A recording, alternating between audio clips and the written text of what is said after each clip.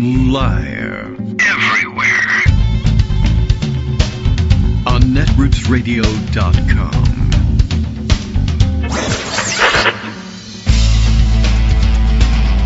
David Waldman. Kagro. In the morning. Now, here's David Waldman.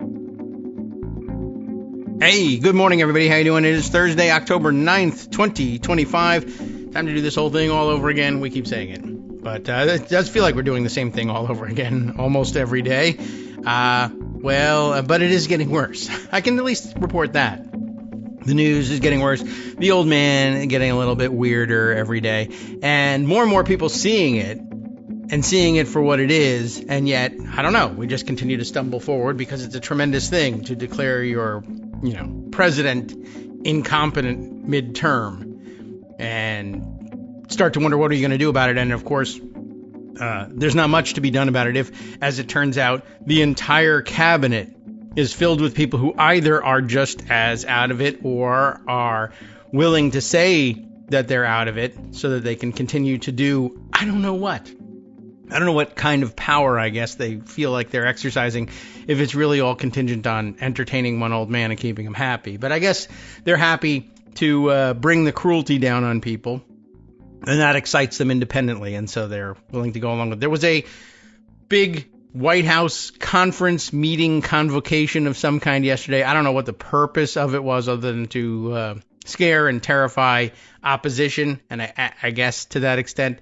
it worked. And then I suppose it was some constituent service and constituent maintenance bringing MAGA hotheads in to make sure that the red meat continued to be generated yesterday. But, another watershed moment for the presidential cuckoo, I guess, and lots of video captured of it. And I guess in most ways it's a little bit like a continuation of Pam Bondi's performance in front of the Senate Judiciary Committee the other day. It was strictly for performance purposes. There's no substance that has any logical basis or connection to reality that deserves scrutiny. I guess we're looking at it just in terms of, well, this is the benchmark. This is where the president's head is today. The kind of goo that's leaking out of his ears, the particular brand of it, might be important to identify because you're going to start seeing it come from everybody else pretty soon too. And then the performance of watching people who are supposed to occupy serious positions in government.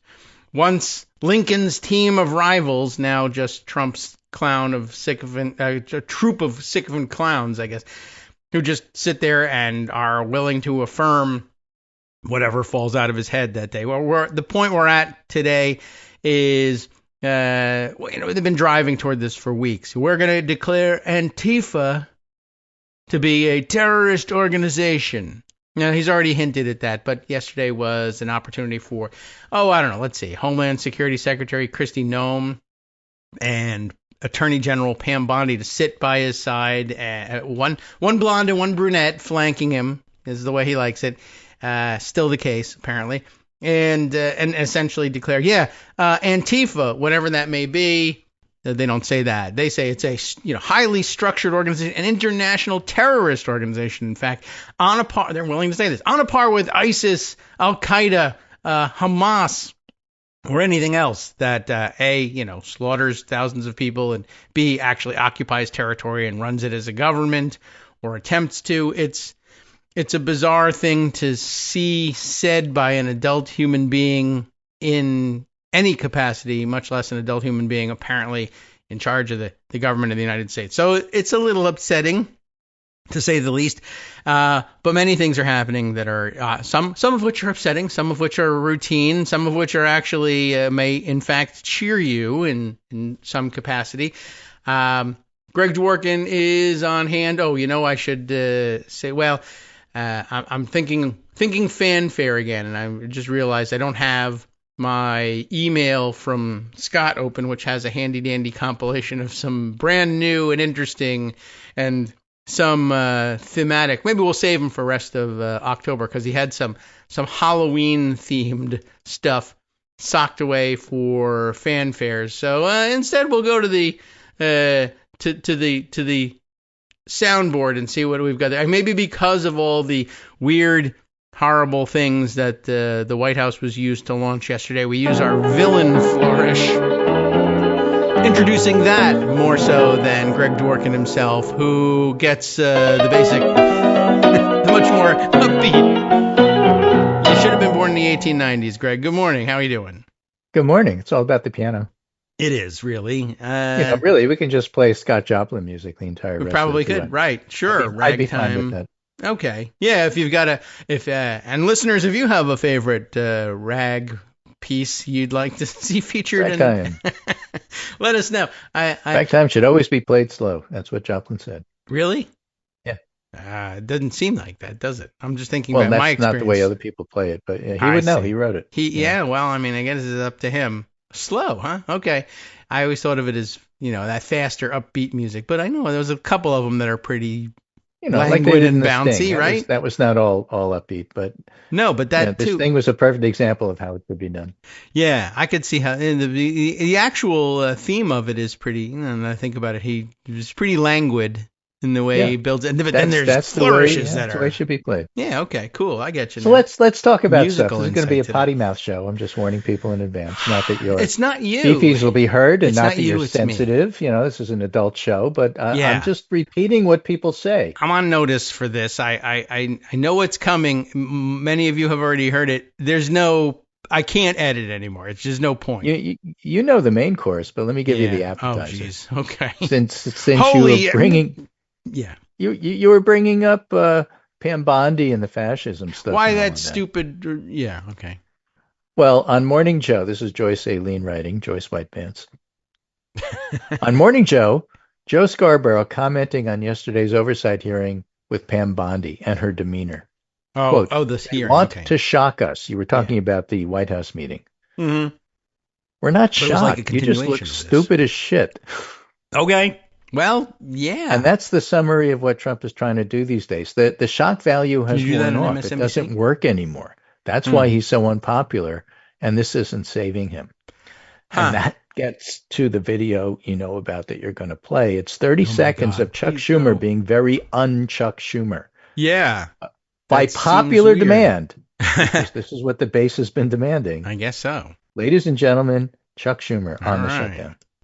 So now we're in a government shutdown. And you may be asking yourself, how the hell did we get here? Who hell? Donald Trump and the Republican Party are hell-bent on taking health care away from 60 million people.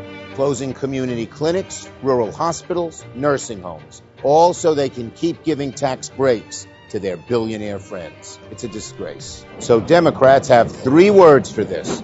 No fucking way. No. It's literally life or death. We will not let you Republicans can stop. It's another blow 2 up. minutes, but you get Okay. Well, we will now. By the way, he says hell like 3 times. One of them is part of health care. That's true. That's a cheat. But interesting. Okay, so he believed it himself. I like it.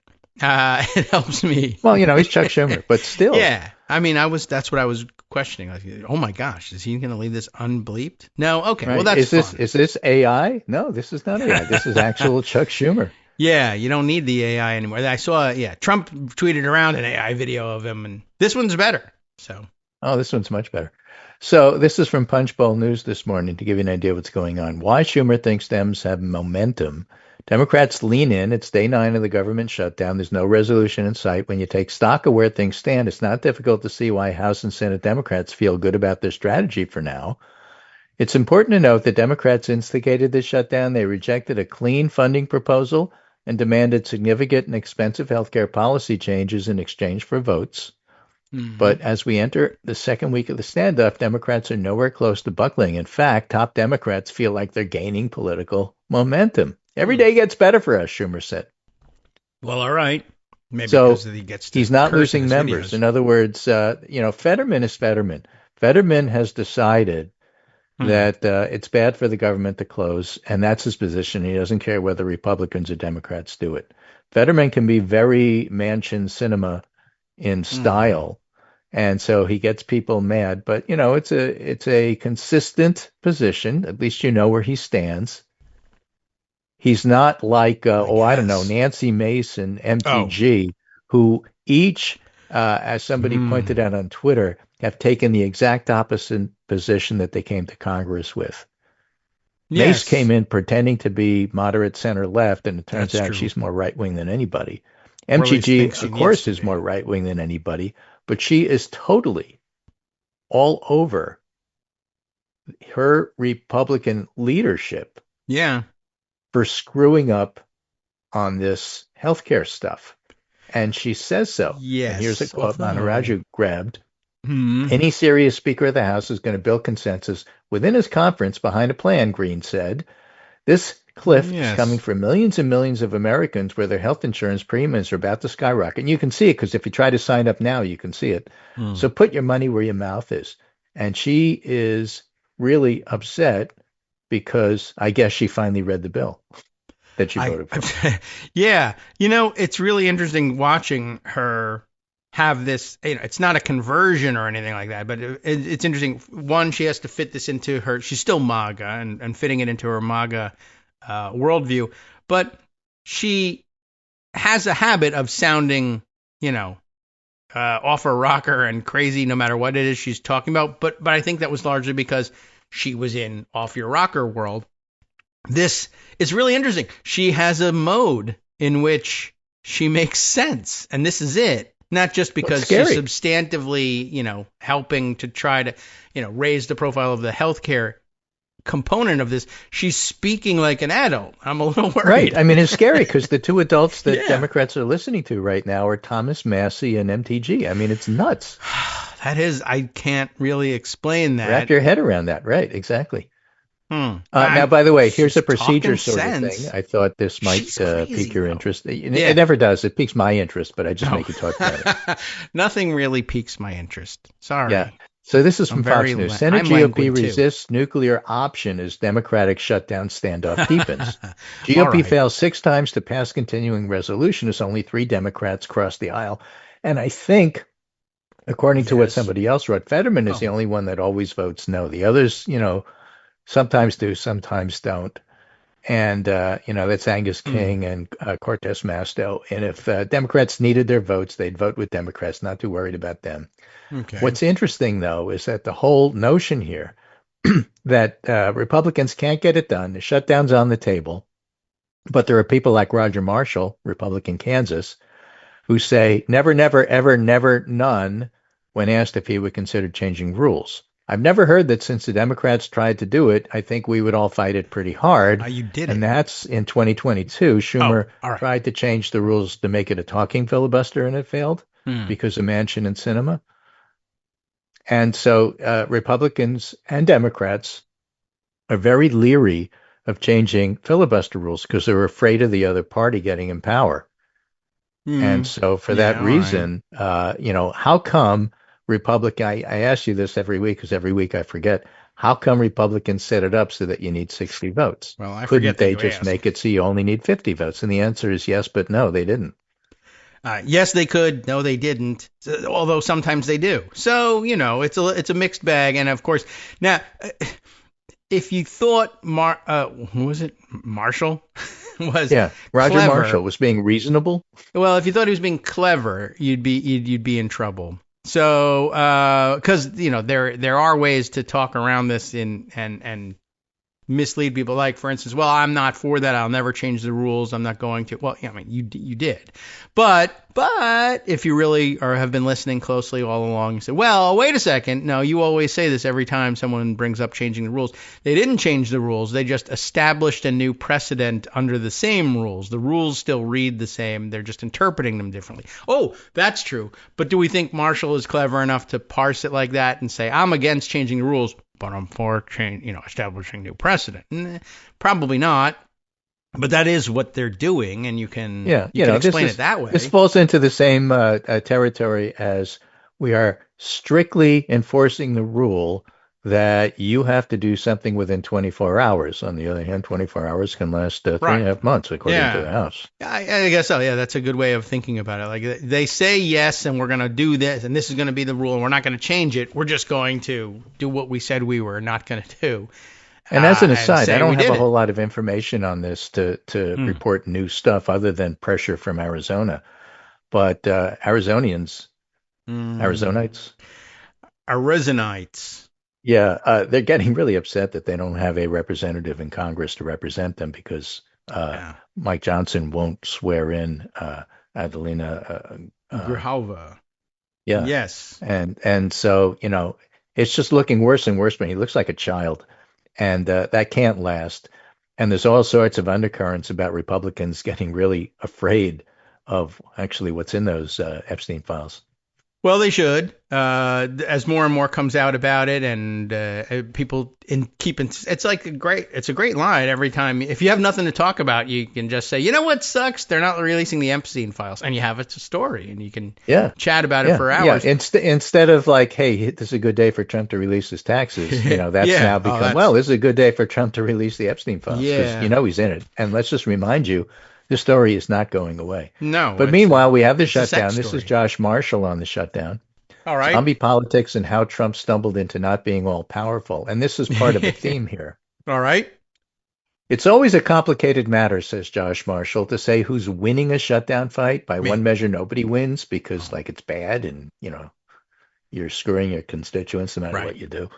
But majority opinion isn't always the terrain that one or both parties is playing to, and it may be fickle. If it doesn't last until the next election, does it even matter? And, we talk about the fact that you can talk about any specific who won and who lost the shutdown fight for previous shutdown fights, and just about none of them had any actual effect on the election that followed. That's a good point. So it's not about that. Believe, but it's true. But there's more important things here. Americans blame Trump and the Republicans for the shutdown more so than blame Democrats. It is their fault. Okay. And losing by slightly less because the polls are narrowing may be noise and it may be nothing, and it's not exactly a rallying cry, he points out.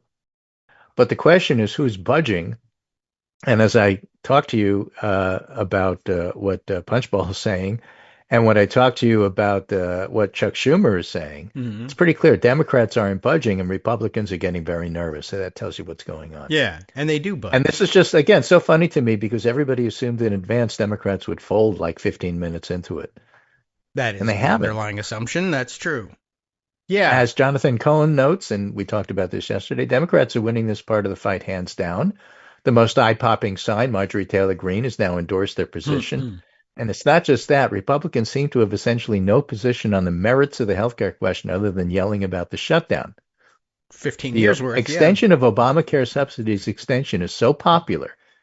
And remember that thought because we're going to go into a Nate Cohen article about it. Okay. The extension of Obamacare subsidies. Obama. The extension of Obamacare subsidies extension is so popular that Trump himself has now twice gone off the handle and said he wants to cut a deal extending them or providing more health care coverage only to be reined in by White House staff or congressional Republicans. So Democratic leaders have two constituencies. They want to win the fight over public opinion. They've already done that. But they're also trying to recover credibility with their voters that was crushed in March, so they might have reason to hold out. And for anybody who has eyes to see it, Democrats who have the stronger hand here are winning. The Trump White House doesn't seem to have a card to play. And we're seeing here something very basic. Trump has gotten used to being all powerful, but when he's challenged, he backs down. Remember, Taco Trump, still true. Yeah, okay. And that's what's happening here. People are standing up to Trump, and now he's talking about, well, I'm talking to Democrats. No, you're not, but you have to say that because, you're panicking. Right. I mean, he some part of his lizard brain knows I'm supposed to sound like I'm accommodating, which is not usually his playbook. No, I'm supposed to sound like I'm commanding everybody to come to my position. So now, here's another issue he brings up, and I think it's also fascinating because it has to do with coverage. All right. And we see this a lot, and it annoys me, but it's more true than not. I have these discussions with Liam Donovan on Twitter all the time. To the extent, Marshall writes, to the extent the outcome of a political question is predetermined, politics and news coverage of it ceases to exist, or if it doesn't cease to exist, it loses the vast amount of its electricity and impact. So at the beginning of the shutdown, we're going to have a shutdown. We know we're going to have a shutdown. It's not going to last. Democrats are going to fold. What's the interesting catch here? What's the story? It's not that interesting. We'll mention it in passing. That's how they cover it. Okay. We see this most clearly in 2025 public corruption stories. Yeah, Trump is corrupt. Does it matter? So it doesn't seem to. Why are we going to dig into it? We'll only get the White House mad at us, and we haven't furthered information in any way, shape, or form. Everybody already knows he's corrupt. That's an interesting. Tom Homan's story is the exception that proves the rule, right? The feds already basically caught him dead to rights, and now you force Trump and Bondi to defend him and then change their story. That's cool. So there's a little bit of a hint of a story there. Otherwise, corruption isn't on the menu. So then we go to the shutdown, and everybody knows, and that's in scare quotes, what's going to happen, except they don't, and they're wrong. And so now it's all of a sudden interesting, and now they're writing about it. The one, well, an instance in which somehow, I don't know, Washington punditry and columnists are enjoying being wrong, which I guess they should, because it's all they do. Right. You got to live somehow. And again, they're going to bring up something that we've pointed out. Oh, good. Which is the fulcrum, which is the turning point, which is the inflection point of Trump's presidency. And it's surprising / not surprising.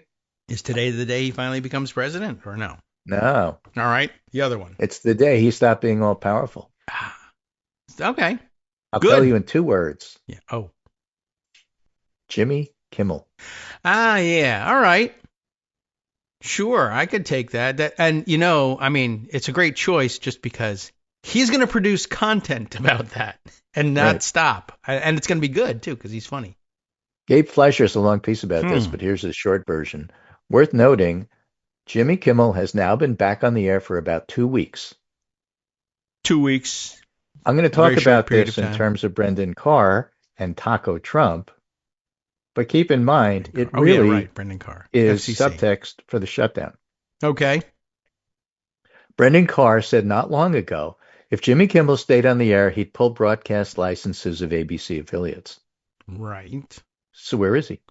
That's a good question. He seems to have backed down after pressure from Ted Cruz and other Republicans. The episode has fallen into the background, but I think it's important to dwell on this. It's probably the most significant example of GOP lawmakers saying the Trump administration has gone too far and winning on the issue. Oh. And then he wrote a whole column about it, said, 2 things Americans agree on. Free speech is good, murder is bad. Yeah, I think still you're right. That's everybody's upset about Charlie Kirk, both sides of the aisle. But when it comes to Carr, remember, Carr threatened to do something he had to back down. Taco Carr, Taco Trump. That's a good point. And Gabe Fleischer writes, I think this chain of events is worth highlighting for 3 reasons. First, it's one of the most significant examples since Trump returned to office of Republicans blocking him. Second, when such an outcry did take place, it worked. We shouldn't let this episode pass without noting Carr made a big threat, was slammed for it, and backed off. But finally, I think the experience the last month since Charlie Kirk was gunned down in Utah has taught us something valuable. If nothing else, there are 2 things Americans agree on. We oppose political violence. We support free speech. And so the free speech part, in one YouGov poll, 80% of Americans said the Trump administration should not be using Charlie Kirk's death as a way to silence political opponents, including 88% of Democrats and 72% of Republicans. And Charlie Kirk. Only 7% said it should. Yeah. Okay, so the point is that, Charlie Kirk, his dying is going to change everything. No, it's not, actually. It'll solidify his support among those who already support him, but it doesn't change the overall thing that Republicans are attempting to be anti-woke and shut stuff down, and Americans don't want that. All right. They don't want Trump's higher price regime. And there's all sorts of undercurrents, and we don't know for sure because official government stuff is now shut down because of the government shutdown and Trump not wanting anybody to know about it. Right. But payrolls are tanking, auto parts are impossible to get. The economy is in big, serious trouble. Yeah, I don't want to part in auto anyway. And these are things you can't hide from people. If you have to, I don't know, your car hit a dumpster and you have to put a new bumper on your car or whatever, you'll find out how car parts go. Yeah. Did you hit a dumpster? No, but I'm just saying you can't hide this stuff from people. I have in the past. Those who have hit dumpsters will know.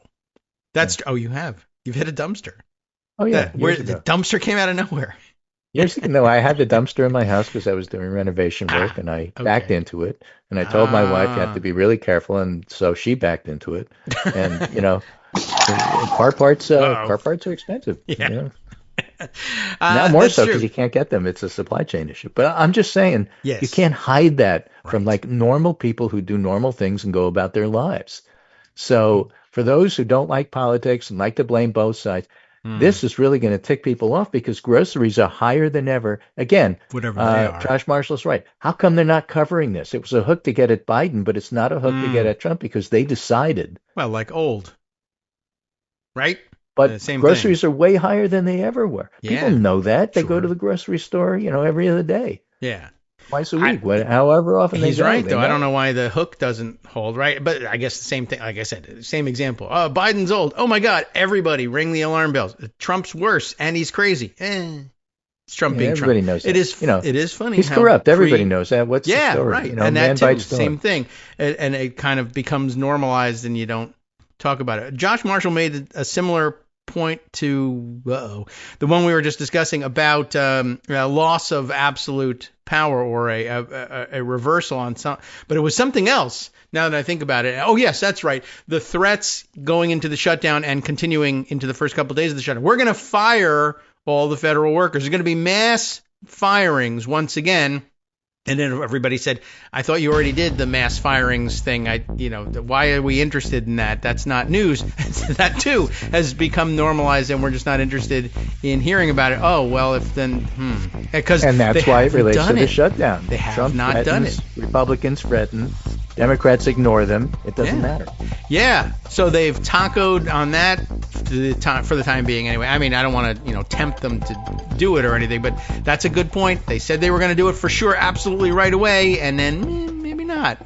Hi, everybody. It's me, David Waldman. Yes, the same guy who interrupts you all the time. Interrupting you one more time just to tell you again, another reminder that your contributions are what keep this show on the air, and patreon.com, patreon.com, is still among the easiest ways to make the sustaining subscription donations that keep us afloat. Are you ready for the pep talk about how our Patreon campaign is still going strong and growing? Well, too bad. Yeah, the plain fact is we actually are headed in the wrong direction, and whereas we once had about 175 monthly patrons, we're now actually down below 150. Time to recruit some more. Not exactly the kind of news I wanted to share, but there it is. For those of you in a position to support the show, patreon.com does make it easy to make those secure, recurring monthly contributions to do so. Patreon.com/KagroX gets you straight to our donation page. We've been through a lot together. The worst of the pandemic, we hope. The worst of the insurrection, we hope. So go ahead and treat yourself. You don't need an excuse. Give yourself the gift of a little something you enjoy in life. Support the show. And of course, if you happen to prefer using PayPal or even the Square Cash app, we're up and running on those options too. So thanks again, everyone, for all your support. We couldn't, or at least shouldn't, do it without you. Hope you'll be on board soon too. Thanks for all your support. All right, welcome back now to the Kagro in the Morning Show here on Roots Radio. We continue on, still some things happening. Probably some more ones happening right now. We're going to concentrate on domestic things. There's, of course, a huge story in the Middle East in terms of Israel and Hamas agreeing to a ceasefire and hostage exchange.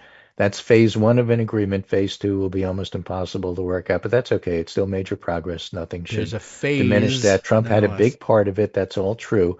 I need to remind people that when Obama took out bin Laden, there was elation and, this cements his election. And, no, because actually Americans have the memory of a tadpole when it comes to foreign policy, and they don't really care no matter what they say. And so domestic policy, in other words, if you're looking at the price of groceries versus peace in the Middle East, the price of groceries are going to drive your vote. I'm just saying. I guess so. And who even knows the cost of Middle East peace these days anyway? I don't keep Or if it actually happens in the end, because while they declare peace, Israel's continuing to bomb Gaza. All that that's sort not of real. Stuff. Yeah, that's not real peace. And of course, I guess we ought to It remind is a big ourselves. deal. I don't want to diminish that. Yes. And it only happened because maybe. I don't Trump know.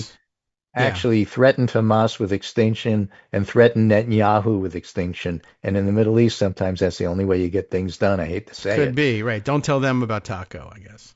Right. But nonetheless, it's a good first start. And that's all there is to say about it because you have to see how it plays out. Can we make Again, an acronym a reminder, shawarma? if this sticks in its current form, it's the end of Netanyahu because his right-wing government will topple him. Oh, well, They want these things happen. to exterminate Palestinians. Yes. And this agreement these are is they real won't. people that actually want to That's try a problem. and say they do this. Yeah. I guess that's their equivalent and beyond of our craziest crazies. Our craziest crazies don't get up, I don't think, for the most part, and openly say who they want to exterminate. So I guess we're better. Yeah, well, off Bondi and that Patel way. do. You know what? It's You're us. right. We're getting there. That's true.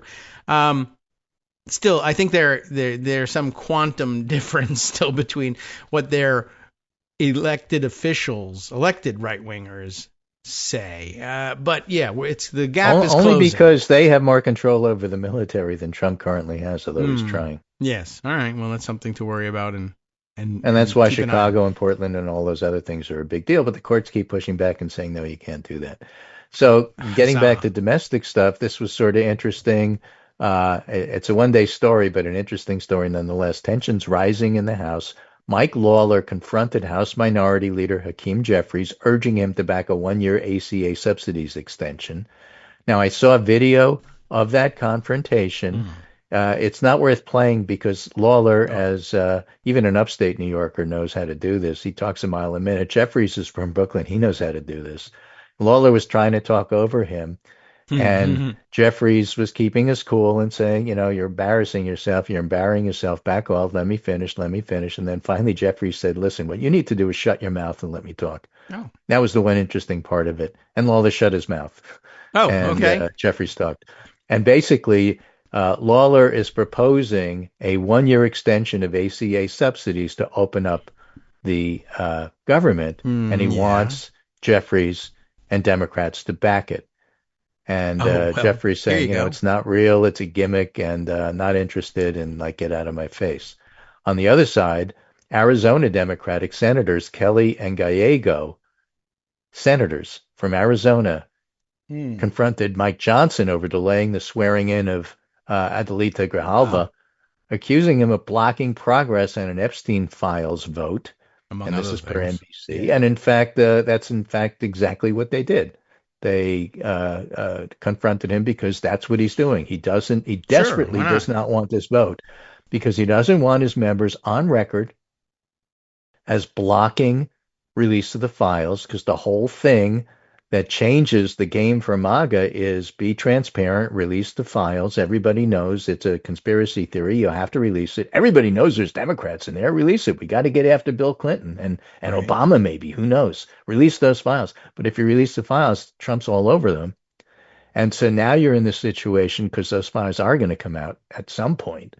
And as a result, you have Republicans defending a pedophile and a pedophile enabler in Trump, and they don't want to be in that position, so they desperately don't want this vote to the point. But what if they were in that position Johnson now? Has shut down the House on several occasions in various and sundry ways. Yes, for a very long time. It was time. not to have to take this vote. Yeah. Or others related to it. And it's, I don't know. I guess my first question is, how long does it take to erase Donald Trump's name from these files? Come on already. That's an interesting thing too. I'll release my taxes as soon as the audit is over. They're still working on. Is that how often he appears in these files? Does it take months to get his name out? Have you ever heard the saying, "Where there's smoke, there's fire"? I'm thinking, yes. Sure. What's in those files that Mike Johnson is working so hard, and he is working hard. It's the only thing he's working on. Why is he working so hard to not have that vote? Because he's going to lose it. He's going to lose the vote, but so what? Then the files come out. Yeah. Well, and maybe. Why is that a problem for them? Occam's razor. Oh. All right. Yeah, because Trump is all over it. But I guess Occam's files say that Trump is all over that, and that's bad. And, it just blows a hole in the entire MAGA movement. I guess that's it. The more I think about how this should be going and what the hell, suppose they take the vote, they lose the vote, they say release the files, and my first reaction to hearing, the House of Representatives says you have to release the files, and the Senate will join them too, of course, is Trump saying, yeah, well, I'm not going to do it, or they're not going to come out in the form that you want, they're going to come out in the form that I want. But I guess, and so what's the issue? And I guess it's really Trump doesn't want to, then it's clearly squarely on the administration. Yes, of course, everyone knows Trump is all over these files. So when files come out that Trump isn't all over, are they debating at what level should we include ourselves? I mean, the things that everybody knows about already, do we leave them in because otherwise we lose credibility? Or do we take everything out because no, F you, everybody bend the knee and believe that I'm not in this. That's the way I want it. And they can't settle that fight inside the White House. And until they figure out how they want to release the thing, just don't vote on it. Maybe that's, I don't know if that's the simplest explanation, but I don't know. That's the one I'm coming to believe, because I guess if you believe, and I guess playing into it is, well, we're all powerful, so we can do it that way. Oh, actually, it turns out that we're no longer all powerful. So how do you want to handle this thing? I don't know, because I'm confused otherwise, because there's so many ways to derail this thing. But even if they don't want to derail it in the House, there's so many ways to obstruct it from the executive branch. Are there really any things that would embarrass the Trump administration at this point? Well, like I say, where there's smoke, there's fire. It just makes you wonder, don't it? Right. It does. And that's true. That's the most speculation I've seen on it from the broadest swath of people, wherever they stand on the spectrum, saying there must be a hell of a thing in there for them to continue to drag their feet on this. Why not whitewash this thing and release files and say, we're really not in there? Or put in the people you don't like and say they're in there. How come they haven't done that? It is a mystery. So, yeah, a bit of a mystery. I mean, even if you assume, of course they're going to lie, cheat, and steal. Why don't they just do it already? Yeah, right. Like how much time does it take to prepare lying, cheating, and stealing? Exactly. So here's another thing I want to throw in, a little bit different, but it brings up something that if you carefully listen, or even not carefully listen to Kagro in the morning, you'll know that David has covered this in the past. Oh, okay. I thought I had to do something carefully. I've already done it. What is it? Scott McFarlane. Okay. When Comey went for his arraignment, he pleaded not guilty. Right. I expected that. Here's the interesting part. Okay. Again, quoting Scott McFarlane. Defense for Comey says they'll file a motion to dismiss for vindictive and unlawful prosecution, and those DMs to Pam Bondi are part and parcel of what they're talking about here. Yes. When Trump said to Pam Bondi via unsecure DM on his own Truth Social app, which means every foreign agent in the world knows everything that Trump is doing with his cabinet, because that's how they communicate. Yeah. Anyway, that which the editors at Atlantic don't know for being included on a chat, Trump just tells foreign services by DMing stuff. But the defense for James Comey will use that to show vindictive and unlawful prosecution. And here's the interesting part you have mentioned before. They will also challenge the appointment of U.S. Attorney Lindsay Halligan. Yes. Yes. Remind us why it's worth challenging. Well, she's the only signature on the indictment. And if she's not validly the acting U.S. or any U.S. or interim acting, whatever. I don't have my sound effects available, but acting. If she's not been validly appointed to any office that could be expected to sign his indictment, then you've got a blank. You've got a shell of indictment. There's no signature on it. Yes. But why might she not be a valid appointment? She might not be a valid appointment for a couple of reasons. The chief among them is there was already, as you know, an acting U.S. attorney for the Eastern District. It was Eric Siebert. And there's a, discrepancy over whether he resigned or was fired. It's, I resigned before you fired me. No, you didn't. You're fired. Anyway, the point is, Mary Tyler Moore. I'm fired. the statutory framework within this, within which all of this is working. He's appointed as acting U.S. attorney. He gets 120 days in the job. The idea of having an acting U.S. attorney or an acting anything and having 120 days is that the administration is then supposed to say, all right, there's a vacancy. We can't have the job be undone. We'll appoint an acting U.S. attorney and they'll do the work. And then within this 120 days, we have the time to appoint someone permanently to the position and ask the Senate to consider them. Very often it's the same person. You appoint them with good reason, but this is the Trump administration, so probably not good reason. Or if they're good, you want to get rid of them and put somebody bad in instead. But they're still searching around who will be this person, and they haven't come up with anybody. So anyway, the firing happens, the resignation happens, whatever. So they say, all right, fine. Well, we'll just appoint a new acting U.S. attorney and start the 120-day clock all over again and start looking for somebody. Well, no, that's not the way it works. Not only does the clock not start all over again, but there is an internal Justice Department memo that says there's no reason for you to believe that you can just take a second bite at the apple. If you appoint someone to the position in an acting capacity, the clock starts. You got 120 days to put someone else in there. You got to name someone to the position. You got to move. You can't just keep naming acting U.S. attorneys over and over again.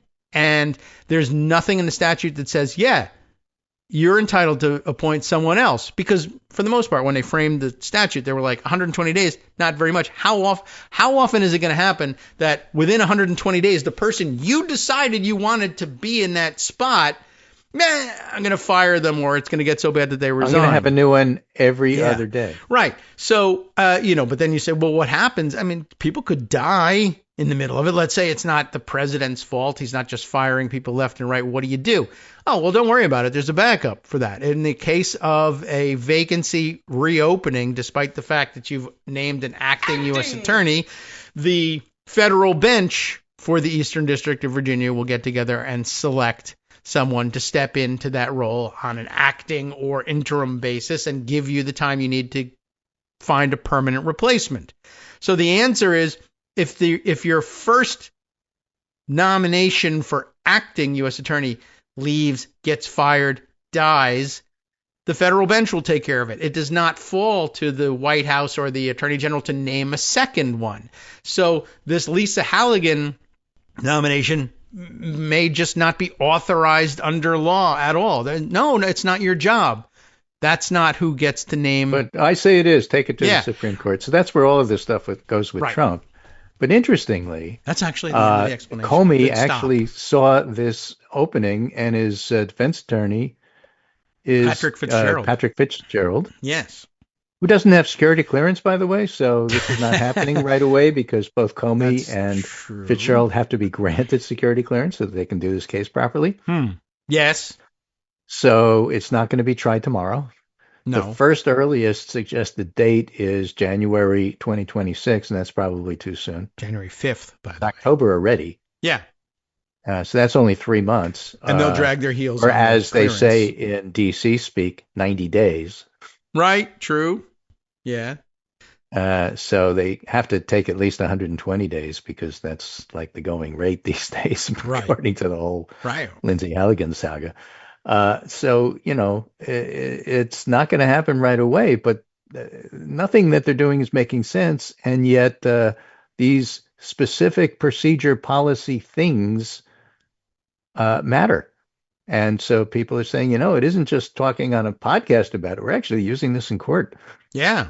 Well, we're talking about it because they're using it in court, too. And sometimes we talked about it even before they used it in court. Because this is Kagro in the morning, and we bring you the news a week early. Yeah, that's true. And, you shouldn't ignore all of that. Very often it is the case that, less so, I think, for high-level constitutional litigation, but it does happen from time to time that the things get talked about first, and then people say, oh, yeah, I should do that. And then they go and do it. Like, I don't know, changing Senate rules about the filibuster, let's say. Right. Like for 2 decades, I've bothered David about process, because when he explains to me what's going on, I say to myself, you could use this if, and it turns out, well, yeah, I mean, and they are. Yeah. And very often it's, well, this seems very obvious, and it's just an annoying or it seems boring subject. Obvious but esoteric, but actually in the real world this is playing out, and all of a sudden everybody's an expert on it because they just learned that this is a thing. Yeah, well, if you explain it right, everybody can be because you listened to Kagro in the morning last decade, so good for you. Yeah, well, people, that's how it worked with the nuclear option. Right. The experts of the world said, this isn't real. This isn't true. This doesn't work like that. Hit that prescription button, like that podcast. Yeah. That's what you need to do. Right, exactly. So that we can keep doing that and telling people what to do in their lives. This is a really intriguing story that on a lot of levels. Nate Cohen is just a good reporter, just a good, solid reporter. And he does a lot of political analysis for polling on the New York Times. But this one is a little bit different. Oh, boy. Oh, is it ever? And here's the title. Democrats play the hits on healthcare, but fewer people are listening. The basic political conflict in America has changed to something very different than the one putting healthcare to the fore. Yeah, they're winning on the shutdown. But his point, if it's too long and you didn't read it and won't read it, is that the reason Democrats are having trouble getting together about messaging is because they're having trouble figuring out what they stand for. And the reason they're having trouble figuring out what they stand for is not only that they lost the last election for the White House, but that Democrats have been phenomenally successful since the 40s at winning the big arguments. Obamacare is a thing. They passed it. Every time Republicans try to take it away, they get creamed. That means Democrats won the argument.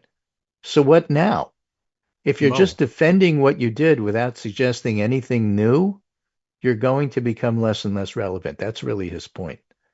It's not that people don't care about healthcare, but they already accept how the healthcare argument goes, just like with abortion. It's bad that Republicans took it away. People are still mad. But is it the central issue right now? No, the economy is. I see. Okay. And populism in terms of how Trump and America will deal with immigrants is much more salient than what do we do with healthcare. I guess so. But does that help us understand why that's the one issue at the center of the I mean, because it's discrete, it can be the center of the shutdown, but not because it's hitting now. All right. It's something that Democrats do believe in, unlike Republicans who believe in nothing other than power. Democrats do believe in policy. The two parties are quite different. And one of the policy things that Democrats think is that people should have access to health care. And by the way, to make it politically salient, they should have access to affordable health care. Republicans are trying to take away your health care right now. Therefore, Democrats are going to rally around this. Yes. It's one of the things that keeps their party united, so that they can keep the votes they need to put pressure on Republicans, and the public is on their side. Very few other issues are like that. They could be making, like Jonathan Last said, be making demands to make, D.C. the 51st state and get 2 more Senate votes. That would be a power play. It's not how they work. It's not how they roll. So they're not going to do that. Yeah. Although, I was thinking, though, strategically, right now, with the respect, at least to the shutdown itself, it is an interesting thought. Like, they could be asking for this, that, and the other thing. But just from a strategic standpoint, of course, the more things you add to the list, the more opportunities there are to find Democrats who don't necessarily want to stand for that. So this is definitely a keep it simple, stupid situation. Yeah, right. So for the extent that there are people saying, well, we could be demanding so much more and maybe we should be doing it.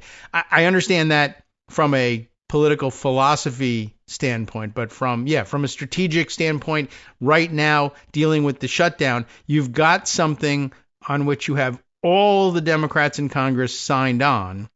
If you add anything else, unless you can guarantee me that too is something that gets 200 and how many now? 14 votes, 213 in the House, then maybe I don't want to hear about it. Any opportunity for peeling off Democrats is a bad addition to The shutdown strategy. Campaign strategy, larger platform, different question. Right.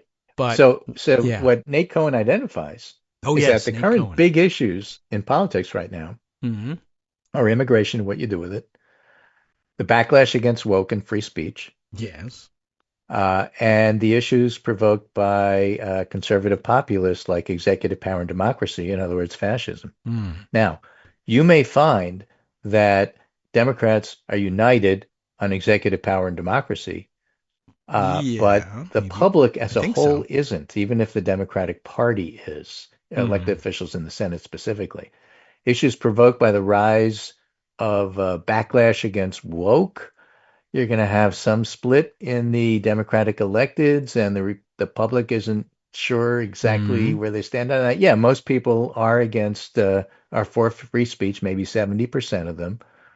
But how that's framed matters. And just look at Charlie Kirk as an example of how framing matters. And what about immigration? Democrats are all over the map on immigration, and they don't have a specific, clear policy on something that the Democratic Senate and the public are completely united about. Healthcare is. These other things, they're not there. They're not right for a united Democratic front/philosophy. That's where the work needs to be done. And that's going to take time. And right now, Democrats, as Nate Cohen points out, aren't pushing another major expansion of government-provided healthcare. This is not the time. They don't have the House. They don't have the Senate. They don't have the White House. Medicare for All is going nowhere. Since the enactment of the Affordable Care Act, there's nothing else. It's not a perfect system. Worth defending, but not new. So where is it now? Well, Democrats in Congress, Nate Cohen says, would rather turn back the political clock and fight over healthcare, but that's not where the fight is. That reminds me of two things. One is when Ronald Reagan ran and won, and the issues that Democrats are fighting on for the New Deal were not the issues that the country wanted to deal with. And the other is Walter Mondale's run for the Senate after Paul Wellstone died. People didn't want Mondale liberalism at that particular point in time. He didn't win. And so your party has to get their head around the fact that this isn't then wasn't the then before then. Things have changed. And, it's like the political consultants who are still doing the same thing with TV ads, and they don't know about anything else, and they never heard of the social media stuff, and then we get killed, metaphorically speaking. Yes. And so that being the case, you have to adjust to the modern world. And what's interesting is that when you step back and look at the two people in Democratic elected life right now who get it, and I'm not talking about Chuck Schumer's 30 seconds. Though that was nice. The two people who understand it are Gavin Newsom and Pritzker. Yes. In Illinois. I was wondering. Both of them are pushing back really hard, and they understand power.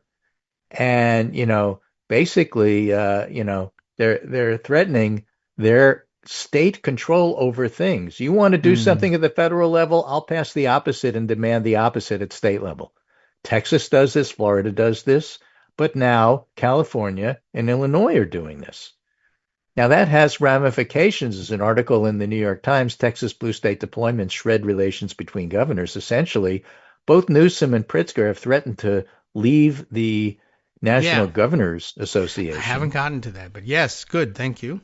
And that's take all the Democratic governors with them and let the Republicans have their own organization, because it's clearly not standing up for states' rights and governors' rights. Yeah. I mean, they'll lay claim to this. And Greg Abbott in Texas said, well, you guys are a bunch of whips that don't understand strength. Well, Pritzker and Newsom does. They'll be willing to blow up this, whatever the hell the Governors Association does. That's a good question, too. Why not shut that down, too? Yeah. Because what's the point? I mean, if you're not going to defend governors' rights, if you're saying, well, Texas will invade Illinois, what the hell are you talking about? Why should we be in the same organization with you? We don't have the same values. Yeah, I mean, there's not a lot that people think of the National Governors Association doing that's relevant to their lives, but that's because it's in normal times, it functions normally, and it's just a bunch of governors saying, yeah, the way you think state government ought to work vis-a-vis the federal government, that's the way it's going, so everything's cool, and But that's don't that worry third about it. issue, conservative populists intruding on the normal constraints on executive power and democracy. Yeah. And Pritzker and Newsom get it. This isn't a healthcare fight. This is a different fight over different things in different territory. They get it. The entire Democratic Party has to get it. You're not going to win just by saying we're the ones who are going to defend abortion rights and keep Obamacare. It's more than that. You have to be able to say Trump was elected to bring prices down. That's what we're going to do.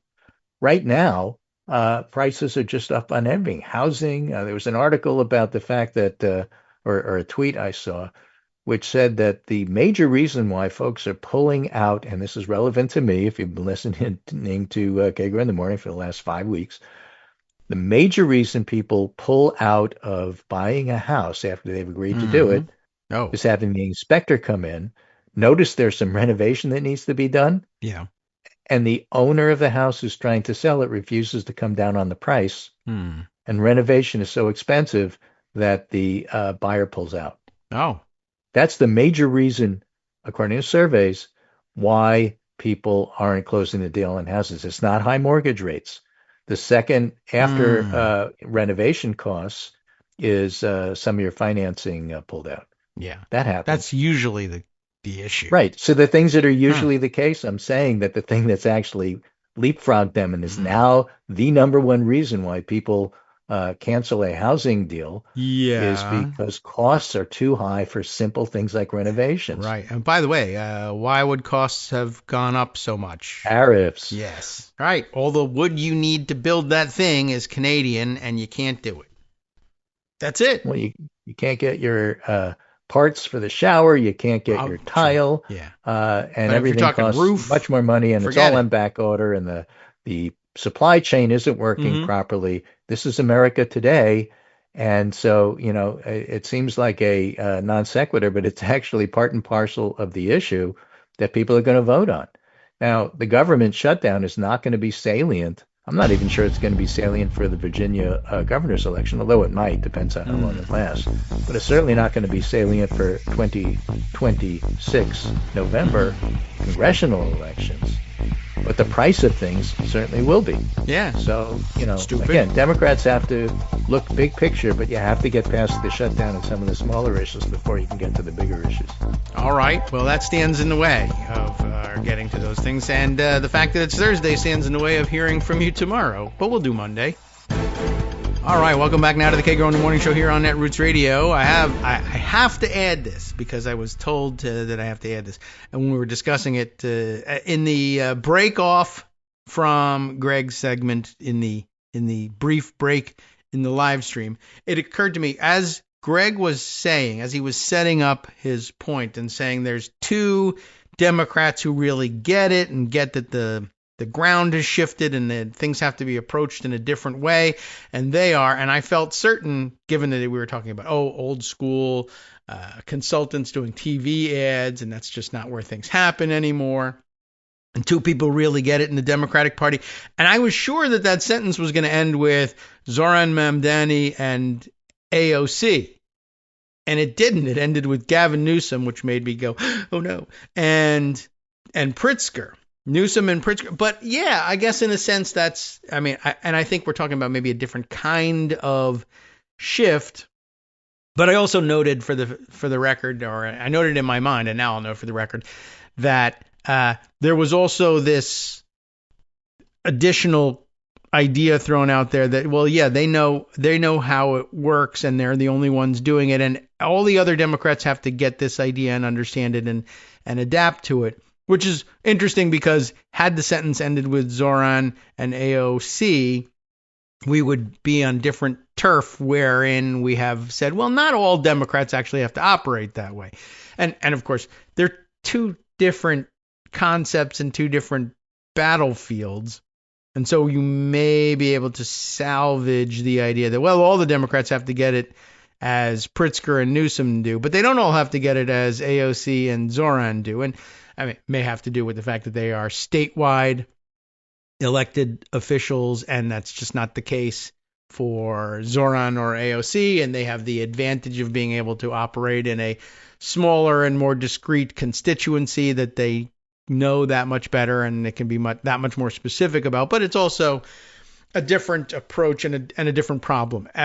Though it both involve understanding and utilizing new media, they are being used for different things, and the fight is a different one. That is true. And I think it is probably more adaptable. It's probably, I think, a defensible position to say that what Pritzker and Newsom are doing, and they're doing things differently and taking slightly different, policy or political approaches to the same fight.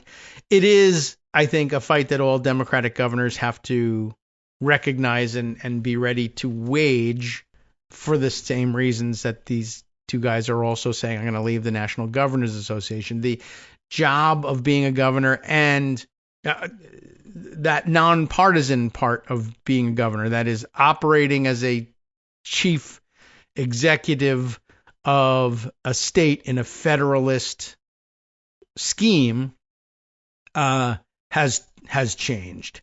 And that's of major importance, and you must recognize that. Whereas now you're talking about that's a major difference between Democratic policy messaging as practiced by AOC and Zoran. They're two different things. That you're still asking Democrats to be the ones to be the thought leaders in it, but yeah, the nature of federalism.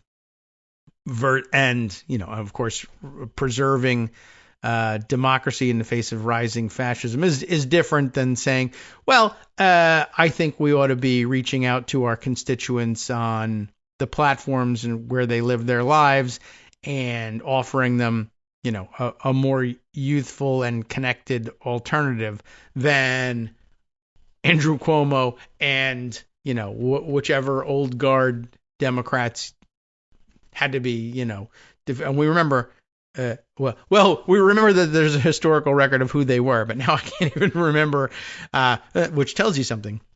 The name of the longtime incumbent Democrat who AOC actually defeated in the primary and went on to replace in Congress. And it's right on.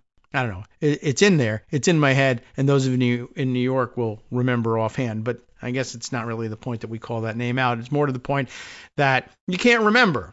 Crawley? Was it Joe Crawley, or am I thinking of someone completely different? I don't remember anymore. Now I got to figure it out. All right. Well, anyway, I just wanted to say that yeah, I think it was Joe Crawley. All right. That kind of occurred to me along the way that A, I thought this was going in a different direction, and B, we have said, not everybody has to do things their way, but now all of a sudden, because it's Pritzker and Newsom, we're saying that all Democrats have to do it that way. And that's not the case either. But I think it is important that all Democratic governors realize, hey, there's a very specific thing that we're supposed to be doing in this job, and maintaining that state-federal balance in our federalist system, and all of that is being jeopardized. And by the way, it's being jeopardized by the rise of an authoritarian fascist regime, and that ought to be opposed on its own rights. Anyway, so, okay, I don't know. I think that there's room for threading that needle, in case you were worried about that. I don't know. Probably not.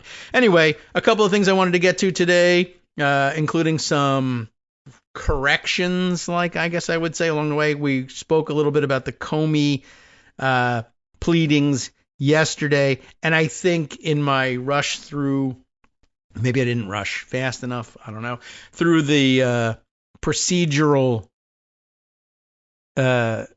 issues around the Comey case, I may have said, when we were talking about the scheduling of things, that the trial was going to be tentatively set for early January of 2026. Greg raises a good point in in pointing out that might be optimistic. We might actually end up seeing that delayed. And part of the reason we might see that delayed is that Comey as defendant and Fitzgerald as defense counsel are at a disadvantage, intentionally inflicted on them vis-a-vis the prosecution, except that the prosecution is terrible. So, might not be that much of a disadvantage. But they're going to need to, in order for, we did discuss this yesterday, there needs to be this disclosure from the prosecution to the defense. They need to tell the defense, what evidence do we have against you and what do we intend to use? Basically, at this point, they intend to use everything, but they need to tell them, here's what you'll be hit with in court so that you can adequately prepare your defense. But it may be the case, given that this is somebody who was director of the FBI, and particularly given Trump's penchant for insisting that the information that he has is super secret and nobody knows about it. But I'm going to surprise you. You'll be so surprised when you hear about that, except you're not supposed to be surprised in court. You're supposed to have access to that in your defense. And to the extent that any of that is classified information, you need to have a lawyer who has a security clearance so that they can be given that information, and the government can't claim, well, we're not disclosing this information to the defense because it would be a violation of national security because you're not cleared for this information. But Patrick Fitzgerald, that normally would be no problem because he used to hold very high security clearance, but that, of course, has been stripped from him by the Trump administration. So they're going to have to resolve this issue of, hey, aren't you free to choose the representation you want in court? Yes, of course. In America anyway. Well, he can't represent you because he doesn't have a security clearance. Yeah, but he should have a security clearance. It was only vindictively stripped away from him by the Trump administration. And there are provisions in the law for granting temporary security clearance for an attorney for these purposes, but they're going to try and drag their feet on that. That may drag things out for more days. But in addition, we also mentioned that there were motions to be made and argued prior to the January trial date. And I think in passing, I fell back on the wrong terminology, and I said, oh, well, they're going to have to settle these things before they get around to the trial. So they're sort of like motions in limine. But motions in limine, as I recall, are things that happen once the trial has commenced, but that need to be settled independently in order for the trial to continue. Like, we got to call a timeout and settle this issue before we're able to continue with the trial, or at least while the trial is ongoing, this needs to be settled. But the trial isn't ongoing yet. These are just your regular basic run-of-the-mill pre-trial motions, which happen all the time. Motions in limine aren't that uncommon, but they're less common by far, because normally you settle all this stuff pre-trial, and not every trial is so goddamn complicated as this one may end up being. Although this may not end up being a trial at all because there's nobody that signed the indictment who was legally entitled to do so, and then the statute of limitations ran out. So, there could be that too. So, one, that's a correction, not motions in limine, but pretrial motions. Two, and probably practicing attorneys out there, hearing that yesterday, if they got around to listening to the show yesterday, that's not a motion in limine. What are you talking about? Okay, then there's that. Second, I mentioned yesterday that there definitely was an effort to get the Western District of Virginia involved in these cases against Trump enemies like Letitia James, which, by the way, when I say Trump enemies, I know that's it's a loaded word. You should be cheering for Trump enemies at this point. They're the heroes in all of this, even if they're not particularly heroes to you or haven't been heroes in the past. James Comey, this thing is making him heroic, but, we all remember James Comey as that son of a, he blew the 2016 election and ruined this country. Yeah, he did. So, there's that. But Letitia James, okay, it's easier to imagine. Anyway, I mentioned that there was this effort to get the Western District of Virginia involved in it. That, I believe, is still the case, although they're just not going to be able to make that happen because the connection is so tenuous. But I assumed in trying to find this, and I've now got it. It was an article I was thinking of that was parked in Instapaper, wherein again, another U.S. attorney's office was saying, hey, I don't think we're going to be able to make this case against Letitia James. It's just all falling apart, this so-called mortgage fraud case. And by the way, Trump should be blaming Bill Pulte for this. And you know how Trump is. He should be the fact that they're aligned and he's been a big political supporter doesn't necessarily save you from anything. He should be getting mad. You've embarrassed me. I want Bill Pulte investigated and prosecuted. That could still happen. Happens all the time. People who are in the dock now or find themselves in the crosshairs who were Trump in the Trump administration, and Trump sycophants for most of that time too, and it doesn't save them. Happens all the time. Anyway, the point I was trying to get around to was, as it happens, there was in fact another U.S. Attorney's Office saying we can't make these charges stick, but it wasn't the Western District of Virginia. It was also in the Eastern District of Virginia, but another office, I guess, but this one based down to the south, not the main EDVA office in Alexandria, Virginia. Here's the story as I grabbed it from MSNBC back on October 6th. So it's not been around parked that long. I think there's another one out there somewhere that is centered in the Western District. But Carol Leonig and Ken Delaney reporting for NBC News, or this was carried in MSNBC anyway. I assume it was in the main NBC. Top prosecutor is rejecting Trump pressure to charge New York AG. And then the subheader says a key federal prosecutor in Virginia, where James Comey was indicted, is resisting bringing charges against Letitia James. Okay, what's the story? Let's see. What the subheader said. And they've got two people familiar with the discussions by this and surrounding this other prosecutor. It's Elizabeth Yusi, Y-U-S-I. I don't know whether that's the right pronunciation. Who's Elizabeth Yusi? She oversees major criminal prosecutions in the Norfolk office of the Eastern District of Virginia.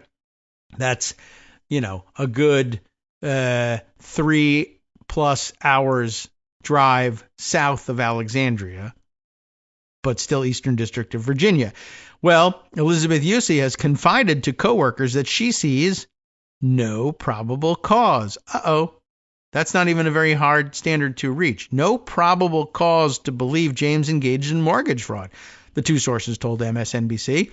Yusi plans to present her conclusion to the president's new interim, that's how it says here, interim, not acting. Interim U.S. Attorney Lindsay Halligan in the coming weeks, they said. On the other hand, maybe she's not the new interim U.S. Attorney. We don't know. But that's not going to stop Elizabeth Yusi from briefing her. I guess she's going to brief her on the assumption that she is the acting or interim U.S. Attorney. Patrick Fitzgerald is going to make his best argument that she's not. Trump purportedly installed, I would say, Halligan after he announced 2 weeks ago that he would fire the first acting U.S. Attorney that he appointed to the post, Eric Siebert, who resisted seeking fraud charges against James and other charges like those against FBI Director James Comey. Siebert resigned on September 19th after learning he would lose his job. That's where the discrepancy comes from. Trump then purports, anyway, to have named Halligan, a White House aide and insurance lawyer with no prosecutorial experience, who had previously been his personal defense lawyer, to replace Siebert. A few days after taking the reins in the Eastern District, Halligan sought and won the indictment. Well, she won 2 out of the 3 charges indicted against Comey on charges of lying to Congress and obstructing a congressional proceeding, a case that Siebert and office colleagues considered too weak to charge, the people said. And, that appears to be the case. And you remember the other procedural problem, the way we described it yesterday, right? I just wanted to add one more thing to it. There was the discrepancy This is the 2017 versus 2020 thing, right? The charge is that Comey lied to Congress and therefore obstructed Congress in 2020. Why do they say it happened in 2020? Because 2020 is the only date that still fits within the statute of limitations. All right, what was the lie? Well, there wasn't one. That's one of the problems. The issue is that he told Congress in 2017 that he didn't authorize anyone to leak to the press about, God only, I don't even remember what it's about. But apparently all the people who were supposedly the people he was instructing to leak all say he didn't tell me to leak. In fact, he told me not to leak. All right, so that's bad on an evidentiary front. But the thing is that he was asked the question, did you tell these guys to leak in 2017? And he said no. Now, Republicans don't believe that. They want to charge him with lying to Congress and obstructing Congress, except 2017 plus 5 years. 5 years is the statute of limitations.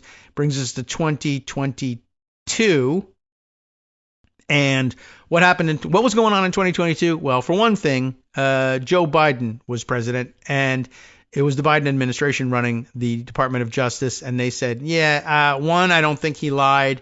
Two, we're not really interested in bringing those charges for a number of reasons. So they didn't. So then the statute of limitations expires. So in 2020, though, before that happens, there's a hearing. Republicans are grilling Comey.